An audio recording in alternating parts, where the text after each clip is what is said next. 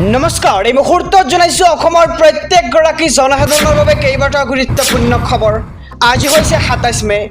আজিৰ দিনটোতে অসমৰ লগতে ভাৰতবৰ্ষৰ বিভিন্ন প্ৰান্তৰ পৰা কেইবাটাও গুৰুত্বপূৰ্ণ খবৰ যুগুত কৰা হৈছে। এই মুহূৰ্তত জনাইছো আজিৰ প্ৰথমটো খবৰেই ৰাজ্যবাসীৰ বাবে এটা ডাঙৰ খবৰ। PM কিষাণ আঁচনিৰ ধনক লৈ আহি পৰিছে কেইবাটাও ডাঙৰ খবৰ। PM কিষাণক লৈ জৰুৰী নিৰ্দেশনা জাৰি কৰিছে এইবাৰ চৰকাৰে। এইবাৰ বহু কৃষকে PM কিষাণ ধন লাভৰ পৰা বঞ্চিত হ'ব। PM কিষাণৰ ধন পাবলৈ হ'লে আপুনি কৰিব লাগিব কেইবাটাও কাম। এইবাৰ ধন লাভৰ পৰা বঞ্চিত হ'ব 7 প্ৰকাৰৰ কৃষকে। আৰু কোন কৃষকে লাভ নকৰিব PM কিষাণ আঁচনিৰ ধন, আহক সবিশেষ জানি লওঁ। এটা পৰিয়ালৰ কেৱল এজন ব্যক্তিয়েহে পাব আঁচনিৰ সুবিধা। আৰু PM কিষাণৰ ধন পাবলৈ হ'লে নিজৰ খেতি মাটি থাকিব লাগিব। আনৰ মাটিত খেতি কৰা লোকে নাপাব PM কিষাণ আঁচনিৰ সুবিধা। লগতে PM কিষাণৰ ধন লাভ কৰিবলৈ হ'লে eKYC বাধ্যতামূলক কৰা হৈছে। আৰু eKYC আৰু ভূমি পৰীক্ষণ নকৰাসকলে নাপাব PM কিষাণ আঁচনিৰ ধন। আৰু চৰকাৰী চাকৰিয়ালৰ পৰিয়ালৰ লোকেও নাপাব PM কিষাণ আঁচনিৰ ধন। আমি সবিশেষ জনাইছোঁ যে কোন এই 7 প্ৰকাৰৰ কৃষকে লাভ নকৰিব PM কিষাণ আঁচনিৰ ধন। PM কিষাণৰ ধনক লৈ আহি পৰিছে ডাঙৰ খবৰ। আমি খবৰটো সবিস্তাৰে জনাইছোঁ। এই মুহূৰ্তত জনাইছোঁ আজিৰ 2য় নম্বৰ খবৰটো। ৰাজ্যত আৰম্ভ হ'ল কাল ঘূৰ্ণী ৰেমালৰ প্ৰভাৱ। কেইবাখনো জিলাত নিশাৰে পৰা ধুমুহা আৰু বৰষুণ দেখিবলৈ পোৱা গৈছে। ৰেমালক লৈ ৰাজ্যত হাই এলাৰ্ট জাৰি কৰিছে আঞ্চলিক বতৰ বিজ্ঞান কেন্দ্ৰৰ ফালৰ পৰা। ৰাজ্যবাসীক সতৰ্ক কৰি দিছে মুখ্যমন্ত্ৰী ডক্টৰ হিমন্ত বিশ্ব শৰ্মাই। ঘূৰ্ণীবতাহ ৰেমালে অসমৰ কিছু অংশত ভাবুকি কঢ়িয়াই অনাৰ সম্ভাৱনাও আছে। লগতে 7খন জিলাত জাৰি কৰা হৈছে ৰেড এলাৰ্ট আৰু ৰাজ্যৰ 11খন জিলাত ঘোষণা কৰা হৈছে অৰেঞ্জ এলাৰ্ট। ডিমা হাছাও, কাছাৰ, হাইলাকান্দি, কৰিমগঞ্জত ৰেড এলাৰ্ট জাৰি কৰা হৈছে। গোৱালপাৰা, বাক্সা, চিৰাঙতো আজিৰ দিনটোত ৰেড এলাৰ্ট জাৰি কৰা হৈছে। লগতে ধুবুৰী, দক্ষিণ শালমাৰা, মানকাচৰ, বঙাইগাঁৱত অৰেঞ্জ এলাৰ্ট জাৰি কৰা হৈছে।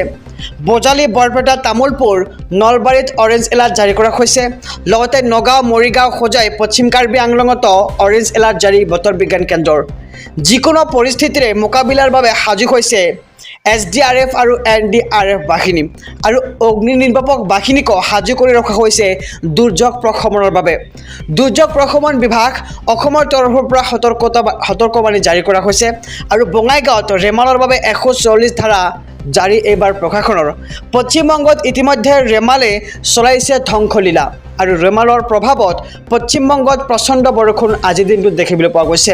আৰু ৰাজ্যত আৰম্ভ হ'ল এতিয়া কাল ঘূৰ্ণী ৰেমালৰ প্ৰভাৱ। এই মুহূৰ্তত জনাইছোঁ আজিৰ 3য় নম্বৰ খবৰটো।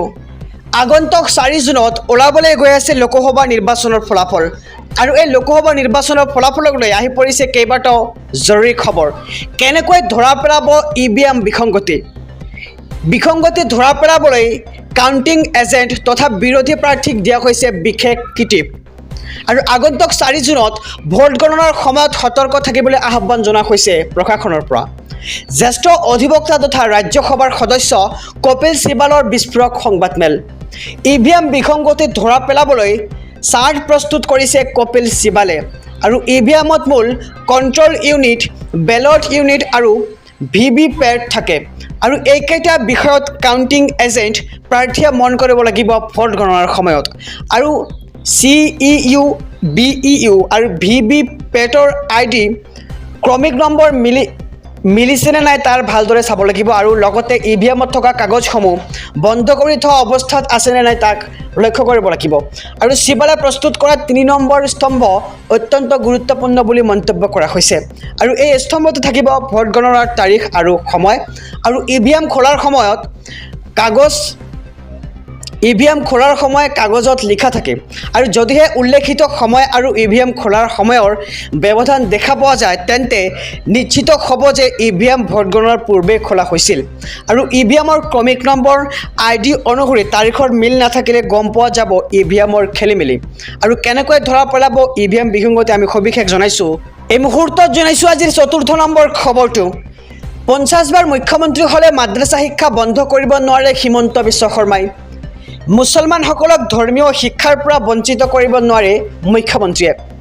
অসমত হিমন্ত বিশ্ব শৰ্মাৰ সমানেই অধিকাৰ আছে আলী আৰু আহমেদসকলৰ আৰু মুছলমানসকলে কথা ক'লেই বুলডোজাৰে ভাঙি দিয়া হয় ঘৰ আৰু হিমন্ত বিশ্ব শৰ্মাক কলমেৰে প্ৰত্যুত্তৰ দিব অসমৰ মুছলমানে শৈক্ষিক দিশেৰে আগুৱাই যাব অসমৰ মুছলমান আৰু সাহস আছে যদি বাংলাদেশী চিনাক্ত কৰি বাংলাদেশলৈ পঠিয়াই দিয়ক মুখ্যমন্ত্ৰীয়ে আৰু অসমৰ মুছলমানক বাংলাদেশী আখ্যা দিয়াৰ পৰা আঁতৰি থাকক মুখ্যমন্ত্ৰী ডক্টৰ হিমন্ত বিশ্ব শৰ্মাৰ আৰু মুখ্যমন্ত্ৰী হিমন্ত বিশ্ব শৰ্মাক হুংকাৰিবাৰ আমচুৰ ফালৰ পৰা 50 বাৰ মুখ্যমন্ত্ৰী হ'লেও মাদ্ৰাছা শিক্ষা বন্ধ কৰিব নোৱাৰে বুলি হিমন্ত বিশ্ব শৰ্মাক এতিয়া হুংকাৰ প্ৰদান কৰা হৈছে।